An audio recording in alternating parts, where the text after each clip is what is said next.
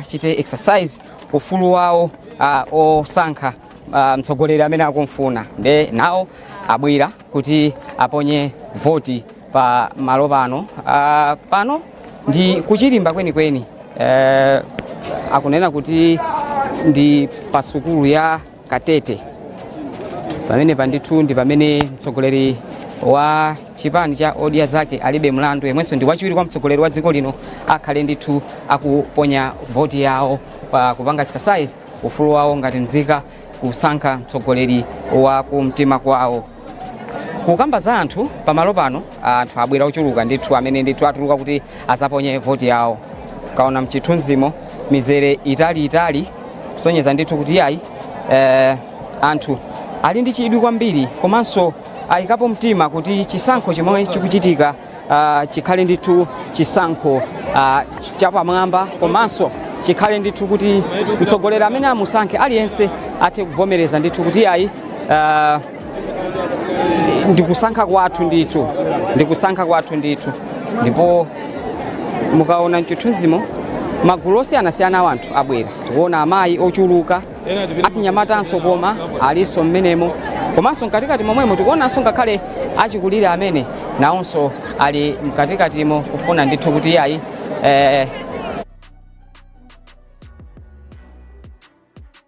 oti asankhe atsogoleri amene akuwafuna. Mbali ya atsogoleriwa anthu akuponya voti kusankha mtsogoleri wa dziko, kusankha phungu wa nyumba ya malamulo komanso kusankha makansala. Zonsezo ndithu anthu akuchita pakamodzi. Ndipo pano monga mmene takambira kuti Vice President Dr. Michael Usi akuzaponya voti yawo pano pa Katete Primary School ground mdera limeneli la Chilimba. Iwowa akuti kunoko ndikumene ndithu amakhala kwambiri, ndikumene akhazikika zaka zonsezi ndithu kwawo nkumene kuno.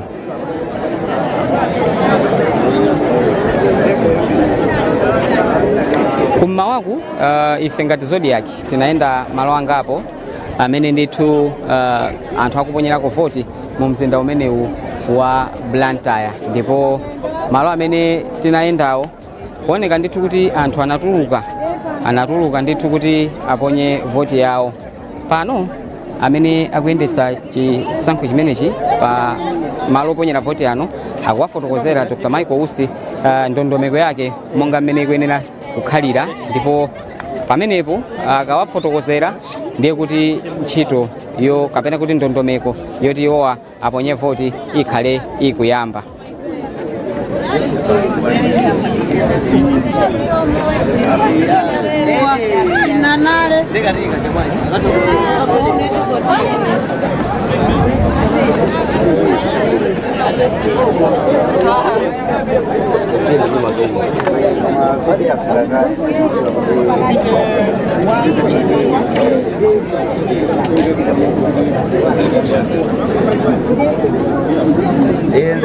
I want to say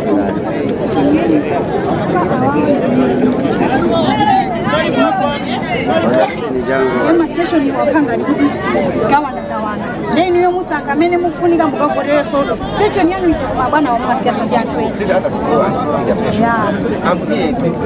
Excuse me, madam. Yes, your first name ngabena sana. Yes, kale sana kapena kuti dzina langa iwe dzina lako munthu lisakale situ kupanga za dzina lako kupanga za dzina la abambo the maleta zamene ndikuyambira abambo S to Z ndamene ali pa station number 12. Yeah, ababa tipangikiriye ojambula chimiza monga mmene akufotokozeramo akunena kuti aliyense potengera ndi mmene maina ake adayimira ndi mmene ndithu akumalodzeredwa kuti inu mukuyenera kuti mukayime apa mzere wanu ndi umenewu. Christopher Sande ndi mtolankhani wathunso kuno ku Blantyre, ndipo iyeyu ndi amene anatsogola kuno kuti azathe kutsatira makamaka zomwe zikuchitika kuno. Mawa bwino Christopher. Mawa bwino Kasimu. Lero tsiku la bize kwambiri. La bize. Za bize. Lodiso likuoneka kuti siku limodzoka pompano. Tadzuka kalekale kwambiri chifukwa timaina kuti tionetsetse kuti kodi anthu akukhamukira motani kumadera kumalo oponyerako voti. Ndipo tinayambira chakundilandeko kumakata tachoka kumeneko tafika ku Blantyre Sports Club, pano tili kunoko kuna matete. Ndiye konseku taona ndithu kuti amalawi ambiri aonetsa chidwi, amalawi ambiri akhamukira kumalo oponyera voti kuti akaonetse ufulu wawo woponya osankha atsogoleri. Chifukwa lero ndi tsiku losankha atsogoleri, kusankha president, kusankha phungu ku nyumba ya malamulo, komanso kusankha makhansala. So ndi tsiku loti kulibe kugona. Christopher, this is not the first election for you to cover ngati mtolankhani. Yes. Pakati patakhala tikuona mwina zisankho za mbuyomu. Turnout mwina kumakhala kuti mwina anthu ati tipite tikalime kaye, iya mwina tipite kaye kutsika, mwina tichite madzulo. Ukayerekeza mmene anthu abwerera maola amene waoyambirirawa ndi mwina zisankho zina za mbuyomu kusiyanisa motani? Ineyo ndizoonadi kuti ndakhala ndikupanga cover zisankho za mbuyomu, mwina zisankho 4-3 zapita mbuyomu. Lerolo kunena zoona, lerolo anthu adzuka mwansanga kwambiri, ndi malankhula ndi amayi ena ake kundilanda amandiuza kuti iwo mmene amadzuka lero amadzuka cha mafolokoloko, atsuka mbale nkutani, amadzikonzekeretsa kuti kamakwana 20 to 6 apezeke kuti ali pa center, kusonyeza kuti ngakhale mmene palili pano pana matedi ukuthaso kuona zanga kuti pali anthu ambiri, dzuwa ndi limene linde koma anthu ndithu ndi atuluka ambiri. So kwa ineyo this election is unique kwambiri chifukwa choti kwabwera anthu ambiri. Mwapaderanso ndimacheza ndi ma first time voters, anthu amene kwa iwo ndikoyamba kuvota, ndikoyamba kuponya voti, mwina titalunjika ukuku kupangira kuti naonso anzathu amene agwira ntchito yoponyesa voti akhale kuti sitidawaponde pakatulutu. Zona umakamba kwambiri za ma first time voters. Yes. Nkhani chimene chonso chinandipatsa chidwi kuti achinyamata ambiri, ena zaka 19, ena 20, ena 21, nalankhula ndi atsikana awiri amene ndi abanja limodzi, Dibora komanso timecho nchikuti amene akuti jambo azionanso kumbuyo, nkhani ndoti anthu abwera kuti azaponye voti, anthu aone inde. Ndeni manena kuti panopa chimenenso chochitisa chidwi choti achinyamata ambiri kuphatikizapo iwo omwe kwa iwo ndikoyamba kuponya voti abwera afika ndithu masenta osiyanasiyana. Ndaona kundilande kumakata Blantyre ndilande imene ndi Blantyre ndilande malabada anasintha mayina kumene koko taona komanso Blantyre Sports Club kumene tikuitcha kuti Blantyre City, Chilomoni, Kabula na Ncholi, formerly Blantyre Blantyre South constituency. Yes. So panopa pota sintha kumabe tizolowera kadalimawa ikamafika kuti amba kulengeza kuti kwakuti wakuti ndamene akuoneka ngati wachita mote. Ndiye nkhani yake ndi imene yoyo kuti chisankho ichichi kwabwera anthu ambiri ndipo anthu ambiri aonetsa chidwi. Koma panopa ngati pano zanga mwina ningofotokozapo kuti akuti nkhani ya kuponya voti linayambirabe mochedwa, amayamba chama 26:6 chifukwa choti akuti makina pena ndi pena zimakhala ngati kuti sizimalongosoka. Koma panopa akuti makinawo ayamba kupanga pick up ndipo zinthu panopa anthu ambiri tsono ayamba kuvota. Chabwino Christopher, apati kuona kuti mtsogoleri wa chipani cha Odia Zake alibe mlandu Dr. Michael Usi fotokozeredwa ndithu kuti yayi anthu amene akupikisana ndi awa kotero akatero ndiye kuti akuyenera kuti aviyike chala mu ink kuti akhale ngati identifier, anthu azidziwa kuti yayi awa aponya voti asaponyeso kawiri. Ndiye ndithu akutsatira ndondomeko imene ndi ndondomeko imene awina aliyense amene akuzaponya voti pano akutsatira. Sizikutengeranso kuti ine ngotere ndiye chala changa sindingayike mu inki kuti yayi. Ndondomeko ikutiuza kuti mwabwera pano mukuyenera kuti koyamba apange verify dzina la munthu amene akufuna kuzaponya votiyo, aone kuti kodi adalembetsa ndipo ndiwoyenera kuponya voti. Akatero ndeti akumatsimikiza dzina lija kuti oye dzinalo lilipodi. Akatsimikiza kuti dzina lija lilipodi ndi akumauza kuti yayi chalacho muvike mu inki kupangira kuti mukavota musabwereso tizazindikira kuti chala ichi chavota kale. Kwachoka ndondomeko imeneyi akumakupatsa kalata zimene ndithu pali nkhope za amene akupikisana pa udindo wa mtsogoleri wa dziko, ndipo pamenepo akumakufotokozera kuti amene akupikisana ndi akuti mpaka na kumaliza onse 17 amene alipo. Kenako akumakupatsa kalata ija kapena pepala lija ndiye kuti upite nalo mkachipinda kamene ukakhalemo iwe ndi cholembera amene muzikagwira ntchito mmenemo ndi iwe ndi cholembera chako upanga tiki mu box la amene ukumufuna. Box lo ameke akhala kutsindika ndithu kuti box limeneli ukapanga tiki uonesese kuti kachichonge kaja kasatuluke mpaka na mbokosi moyi kakhale mkatikati momwemo kangooneka ndithu kuti wachonga koma wachongera mkati momwemo. Chimodzimodzinso amene mwina akuchita kudinda ndi chala akuwauza ndithu kuti dindo lanu lisachite kutuluka mpaka na kunja kwa nzere wina kapena kunja kwa bokosi limene mumayenera kudindapo.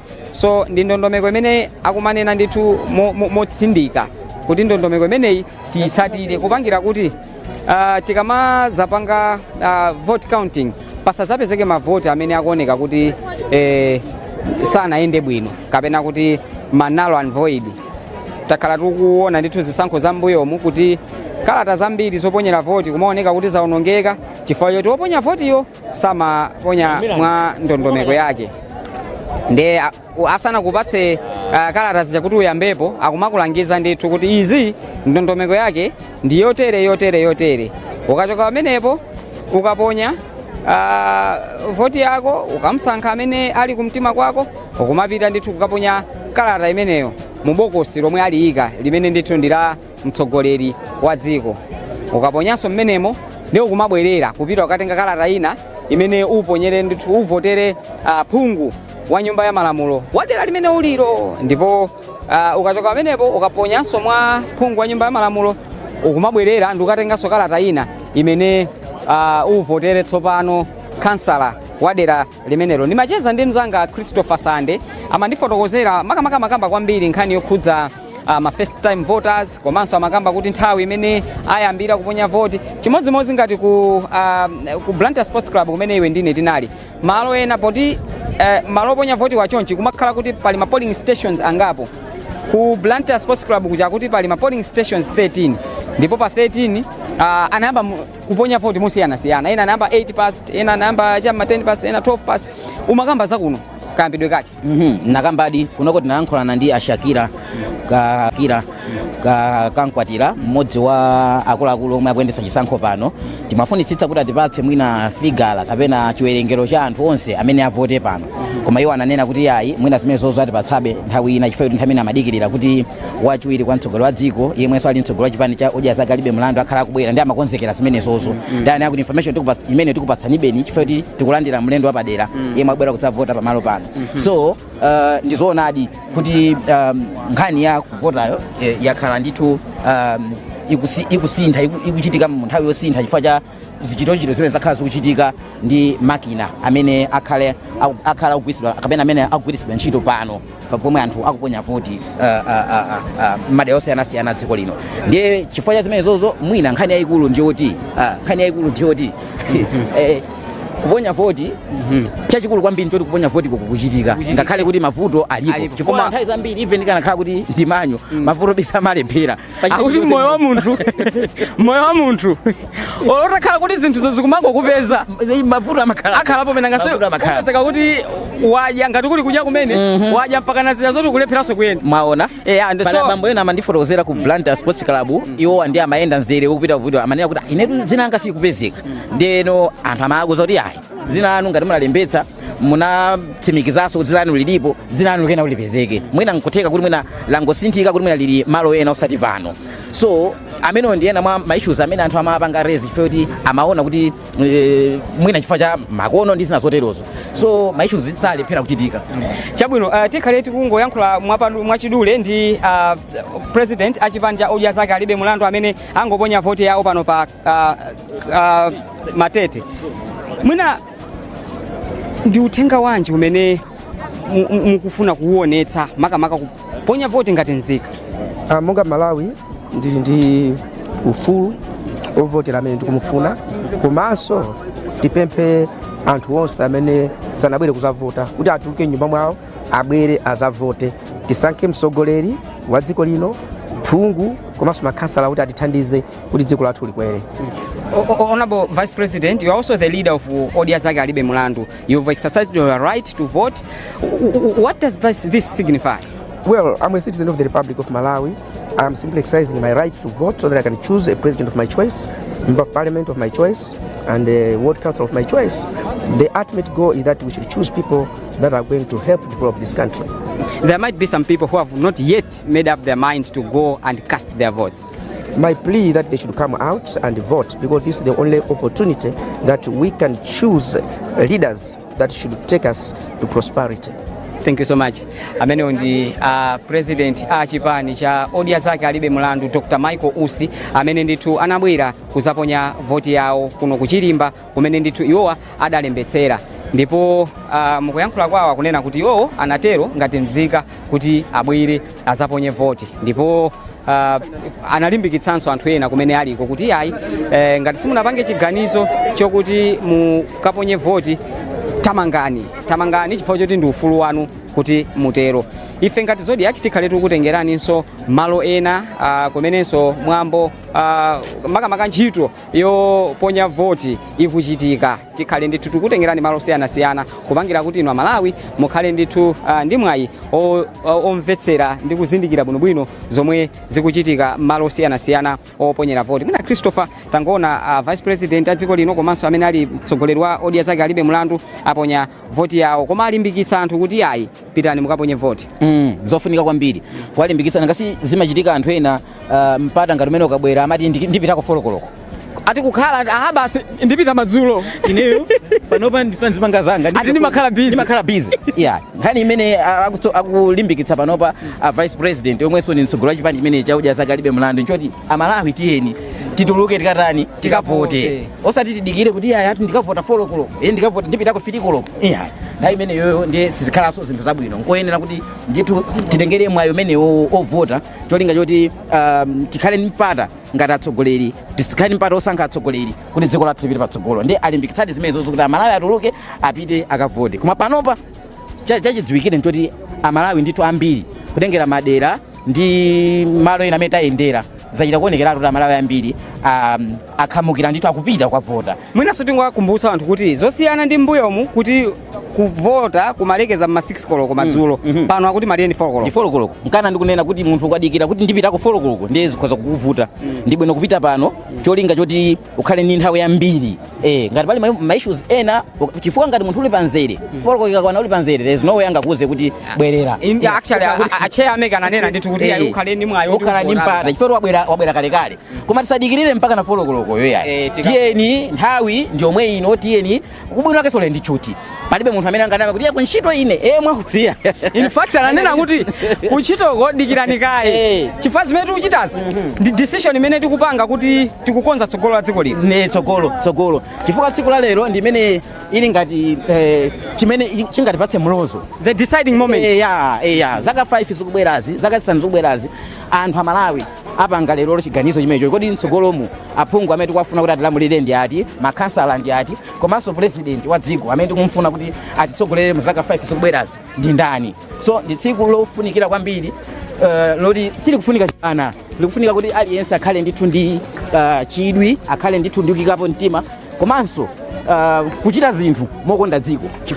Osati mpaka nawo ata ndingochita mwina kabibida pang'ono ndizipita kuti ndikafika ati ntachekera.